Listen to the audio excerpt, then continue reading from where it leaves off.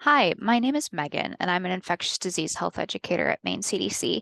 And today I'd like to talk to you about mosquitoes and mosquito-borne diseases in Maine.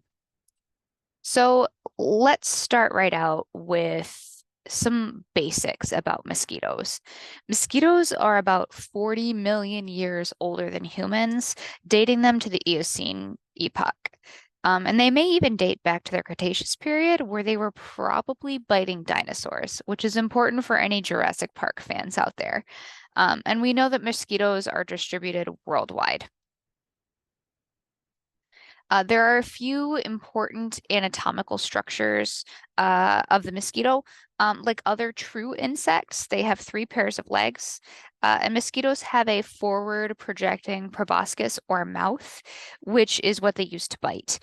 They have scales on their bodies and their wings, which is what experts use to identify different types of mosquitoes. All mosquitoes go through four different life stages throughout their life cycle. So they start as eggs, move to larva, move to pupa, and then to an adult. The egg, larval, and pupal stages all require water in order to survive. So when an adult female has taken a blood meal, so only the adult females bite. So once an adult female has taken a blood meal from an animal or a human, she lays between 50 to 300 eggs about every 3 days of her life. These eggs can be laid in rafts, so all stuck together, floating on the surface of standing water, or they can be laid on an area of ground that floods on a regular basis. Um, and the egg stage lasts for about 2 to 3 days under ideal conditions. The eggs then hatch into larvae, which hang from the surface of the water and breathe through air tubes. So the larvae filter their food, so like algae, plankton, fungi, bacteria, those type of things from the water itself. And this stage lasts for about a week. And again, this is in the water. The next stage, the pupa, which is also called a tumbler due to the way that it tumbles in the water, up and down in the water to avoid predators. These are partially encased in a cocoon. So we can see here on the image that the tail's kind of sticking out, but the rest of it is encased in that cocoon. And this is where the mosquito moves from larva and grows all of the parts that it needs to be an adult mosquito. And this stage lasts for about 4 days. And then once the adult comes out, it rests on the surface of the water until its wings are dry, which allows it to fly away. At this point, the female starts looking for blood, and males will feed on the plant nectar and breed with females. So, how do mosquitoes find a host to bite? They're super small, and so you'd think it would be difficult for them to kind of find an animal to bite. All humans and animals breathe out carbon dioxide, and a female mosquito can actually sense this carbon dioxide from several hundred feet away. So she starts to fly toward it to find the humans or animals that are breathing. And again, females are the only ones that bite. So it's only the females that are doing this. Once she gets close enough to the human or animal, the female mosquito is attracted by not just the carbon dioxide, but the heat and the moisture that your body gives off. And finally, she'll get close enough that she can actually use her vision to locate her target. Mosquito vision is not as good as a human's. It's not very good, so they can't see detail like we do, but they can see contrasting colors, so like white and black, and they can see light and shadow. And this is why mosquitoes may be more attracted to light or dark clothing. Only the female mosquitoes actually bite and take blood. And the females are the only ones that have a proboscis or mouth that is actually designed to pierce the skin. Males only have a mouth that's designed to take nectar from plants. Females use the blood as a source of protein to create eggs because males are not creating eggs. They don't need the blood for the protein. So before she starts sucking blood, the female injects a small amount of saliva into her host, and this has components or chemicals in it that prevent the blood from clotting, so an anticoagulant, and it also causes a mild inflammatory reaction in the host skin, which is why a mosquito bite is itchy because of this irritation. There are about 45 mosquito species in Maine. However, and thankfully, not all of them bite humans. Different species of mosquitoes use different types of habitats. Um, some species like to live in wetlands or forested areas, and some can make super great use of artificial habitats around urban and suburban communities. But no matter the habitat they prefer, all mosquitoes require standing water in order to lay their eggs and to start a new generation of mosquitoes. So, standing water is super important because rivers and fast flowing streams have water that move too quickly for the mosquito larvae to survive. Again, and I cannot say this enough, all mosquitoes need water to live. This is one of the biggest places where we can intervene and stop mosquitoes from breeding and growing in our yard. So in this image, can you see the larvae hanging out at the surface of the water? Can you see the few pupa that are curled up at the surface? So without this water, for the larvae to live and eat in, the mosquito cannot complete its life cycle. So it's really important for us to get a good search image in our head of what these larvae look like. A few years ago, I had a 5-gallon bucket out in the yard that got some grass clippings in it, and then it rained, and the bucket filled with water. And a few days later, I had mosquito larvae in it. And because I had finally seen them in real life, I knew what I was looking for. I was able to dump that bucket out, prevent those mosquitoes from, or those larvae from ever growing up into adult mosquitoes. All right, so mosquito species can also be divided into species that use small containers and species that use larger bodies of water.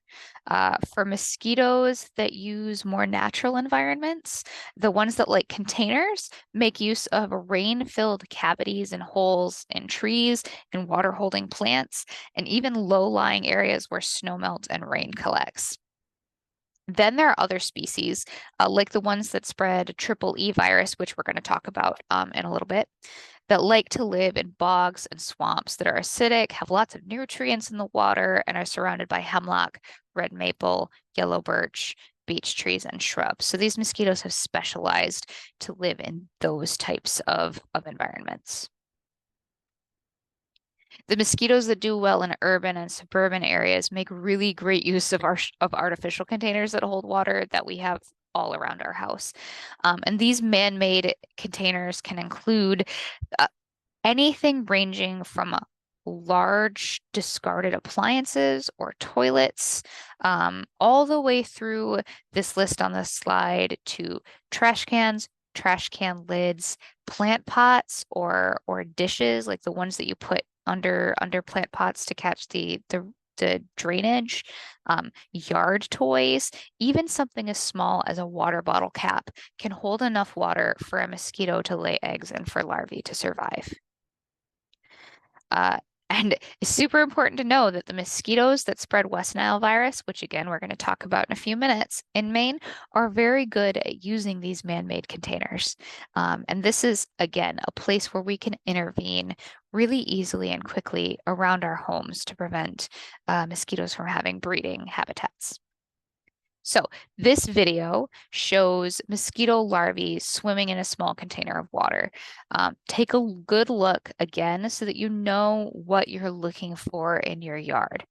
If you see these little guys swimming in a container of water around your yard, dump that water out and remove the container if you can.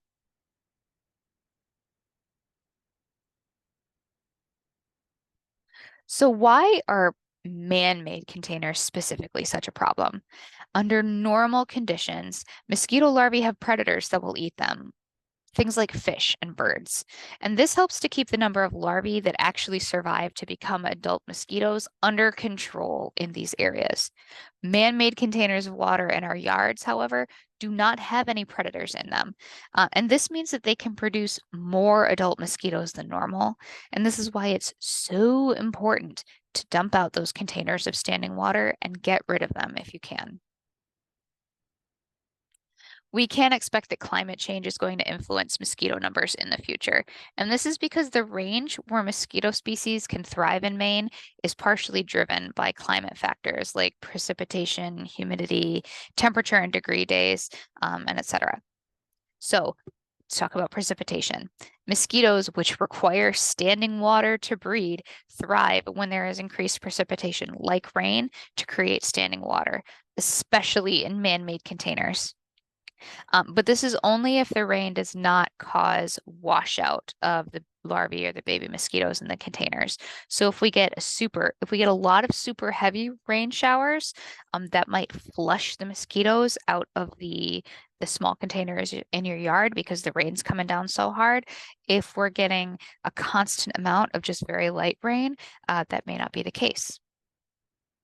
All right, let's talk about temperature. Degree days are essentially the number of warm days in a year above a certain temperature. So mosquitoes require a certain number of degree days or a certain accumulation of days over a certain temperature in order to complete their life cycle. They can complete their life cycle faster when the weather is warmer, which could contribute to more generations of mosquitoes being able to survive in a given season. Then we have host populations. Mosquito populations are also driven by the population of suitable hosts, which are the animals that the mosquito depends on for their life cycle. For vector-borne diseases to even occur in an area, we also need to have suitable reservoir hosts, which are the hosts that allow the specific pathogens to survive and spread to new mosquitoes. And then habitat. The correct type of habitat is also necessary for mosquitoes to survive, which is in turn also tied to climate-related factors. So different species of mosquitoes each have their own habitat preferences, which we just talked about earlier, and so do their preferred hosts.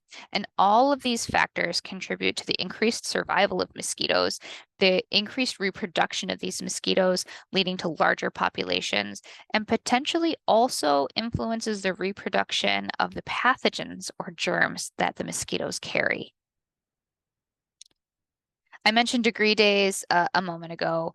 These maps actually show temperature predictions for deer ticks to thrive in Maine, but mosquitoes are also going to benefit from increased temperatures and increased degree days in Maine.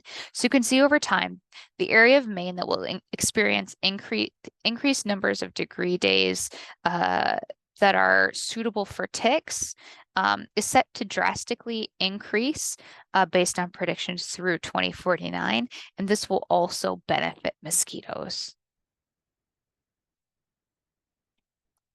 The mosquitoes in the photos on this slide are common in the US, but these specific species are not found in Maine. However, other mosquitoes in the same family or genus are found in Maine, so they look similar. In Maine, some species of each of these mosquitoes can carry West Nile virus and triple E, which we're going to talk about in a minute. This does not mean that they're all able to or even commonly spread these pathogens to humans, but they are capable of doing it. Or it doesn't mean that they're all capable of doing it, but the possibility is there. Some Anopheles species in Maine are vectors of West Nile virus, and these species will bite humans in Maine. The Aedes species found in Maine in the middle are vectors of West Nile virus and triple E, and these species will also bite humans in Maine. And then the Culex species on the right, found in Maine, are vectors of West Nile virus, and some are also vectors of triple E.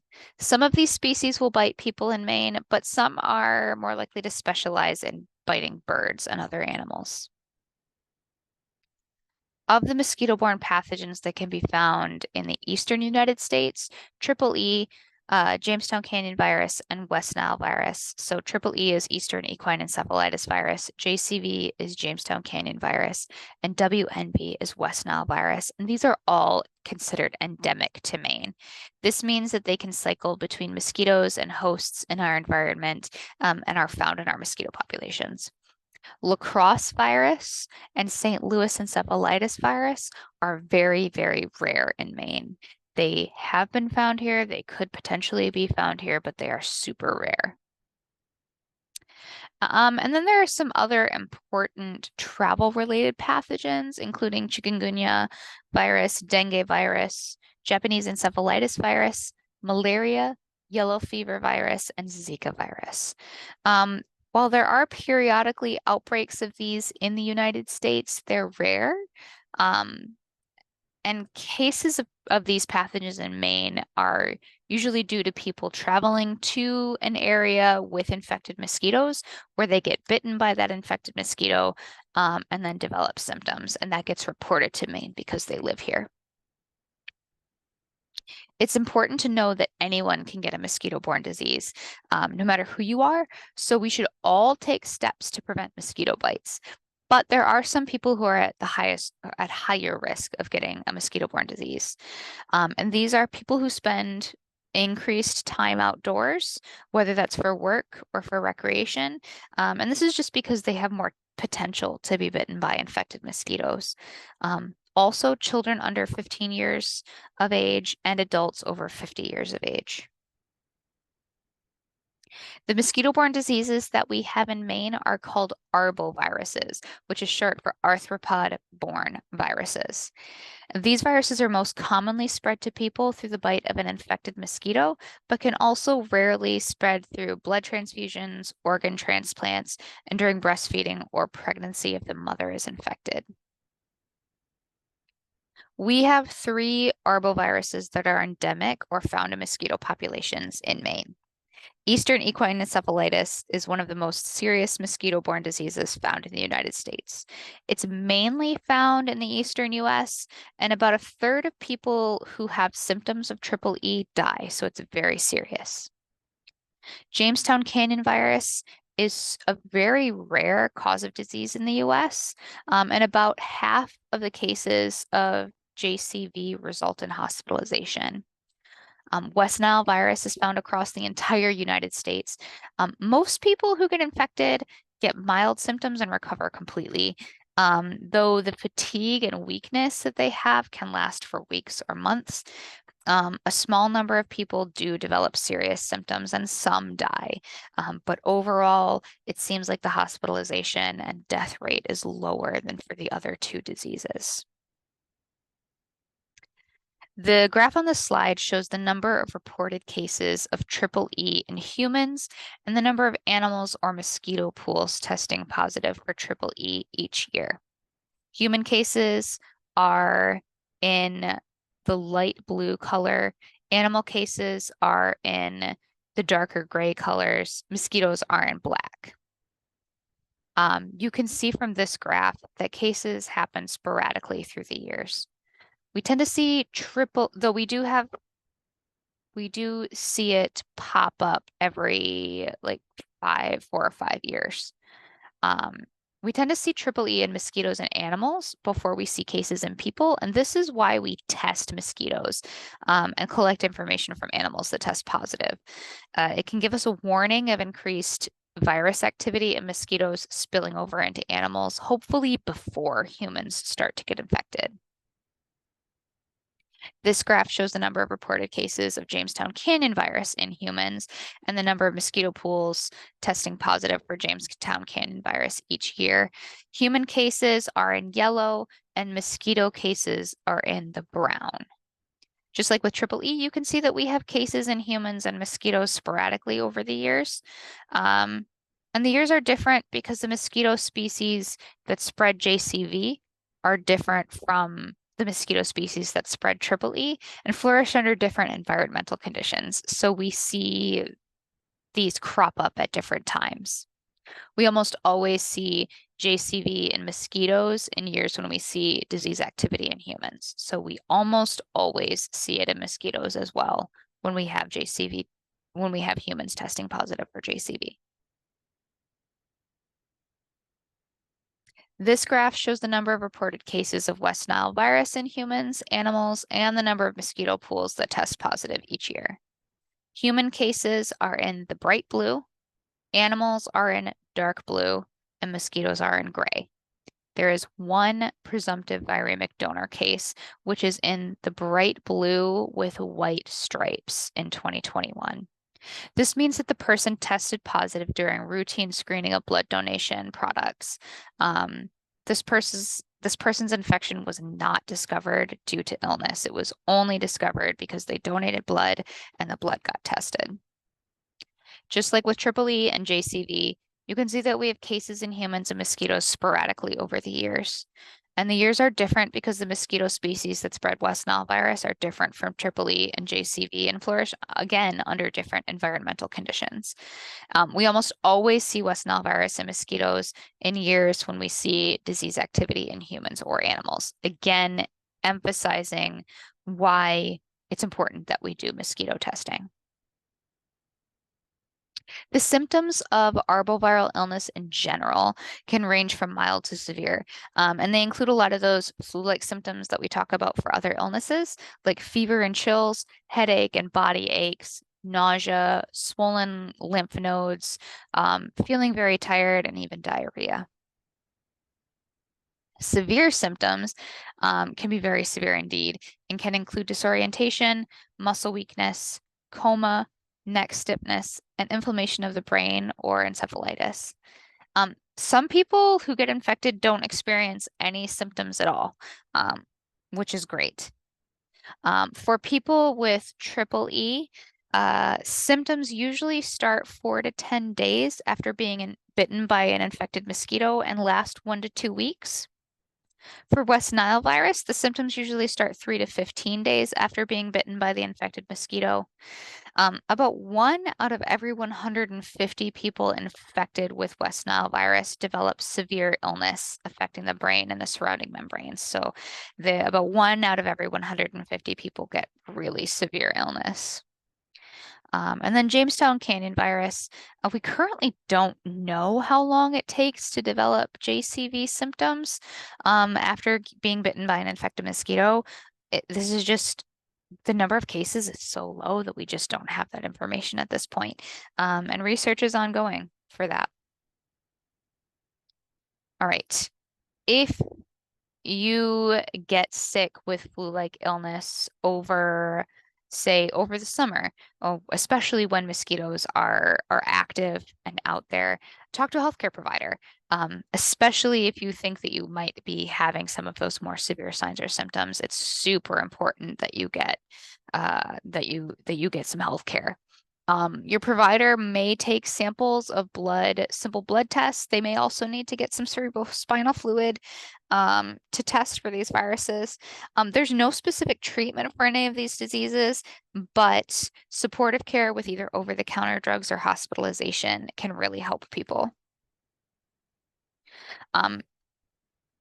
With all of our mosquito-borne diseases, the best way to prevent these diseases is to prevent mosquito bites. Now, I know that can be easier said than done, but the good news is that we have some simple steps that are pretty accessible to everybody that you can take to protect yourself and your family from mosquito bites and mosquito-borne diseases.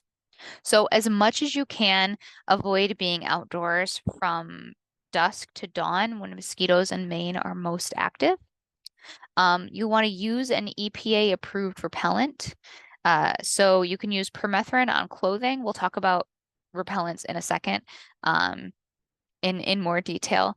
You also want to think about using protective clothing. So wear long sleeve shirts and long pants when you're outside to reduce the amount of skin that mosquitoes can get to and bite. And then make sure that you are dumping out and getting rid of any man-made containers that can hold water that you have in your yard, because these are places where mosquitoes can lay those eggs and you can have larvae turning into adult mosquitoes. All right, let's talk about those EPA-approved repellents. Our EPA-approved repellents include, and as a reminder, these are the chemicals, not the brands. So EPA-approved repellents include DEET, picaridin, IR3535, which you also might see listed as ethyl butyl acetoaminopropionate, oil of lemon eucalyptus, which is a natural oil derived from plants, and then permethrin. The first 4 are meant to use on your skin. Permethrin is only used to pre-treat your clothing. Once it's dried on your clothing, it's great. It lasts through several washes. It's a great repellent, but you should not put it on your skin. So what does it mean to be EPA approved, and why do we think that's important? So being EPA approved means that the active ingredient in each of these repellents has been tested, and we know that it works to repel mosquitoes, and we know how long it works to repel mosquitoes before you need to reapply it. And this also means that we know the active ingredient is safe when used correctly, which means when used according to the label instructions. Maine is a beautiful state, and we want people to be able to enjoy it safely. So it's important that you use products that are effective. The last thing that we want is for anyone to go out and enjoy Maine using a product that's not EPA approved, think that they're protected, and then get sick later on and find out that the product they trusted was not working the way they thought it was. All right, there are some steps that you can take to make your yard safer to get rid of that mosquito habitat. Um, so first, change the water at least once per week in any containers in your yard that are designed to hold water. So think like bird baths and pet water bowls. Obviously, you're going to be changing the water in your pet water bowls more often, but like look at those bird baths. Make sure that you're just dumping those out at least once per week and refilling them. This makes sure that if you do have mosquito larvae in those structures, that you're dumping them on the grass so they can die before they're able to grow into adults. Make sure that hoses and spigots are not leaking because if they're puddling on the ground, that can provide habitat for mosquitoes to breed. Empty the water from any man-made containers that you might have around your yard and dispose of them or put them away. So that could be tipped over flower pots, old solo cups from the barbecue you had the other day, paint cans, buckets, anything like that. For items that are too large to move, like old tires or discarded appliances, at least drill holes in them so that they can drain, so they're not collecting water anymore. Old tires especially are super common in Maine, and they're a particular favorite breeding spot of mosquitoes. They're able to hold a lot of water because of the shape of them, and the black rubber really attracts and holds a lot of heat, and it makes the perfect place for larvae to develop. Then, if you live in a place that has storm drains or if you have culverts, make sure that you're cleaning those out regularly to prevent standing water buildup around your yard, because those are great places for mosquitoes to breed. And then make sure that you check your window and door screens for holes that mosquitoes can fly through and patch those up if you do notice any holes. Finally, we have a lot of great resources for you here at Maine CDC. If you're looking for more information about mosquitoes and mosquito-borne diseases, go ahead and visit our vector-borne disease website at the link provided. We also have our 24-hour disease consultation hotline. You can either give us a call or send us an email if you have questions about mosquitoes or mosquito-borne diseases and you can't find the answer. And then we also have a lot of really great free orderable materials about mosquitoes and ticks and lots of other things. So if you're looking for some educational materials, posters, brochures, things like that, please feel free to visit that website and check out what we've got for you. And thank you for spending time with me today learning about mosquitoes and mosquito-borne diseases in Maine.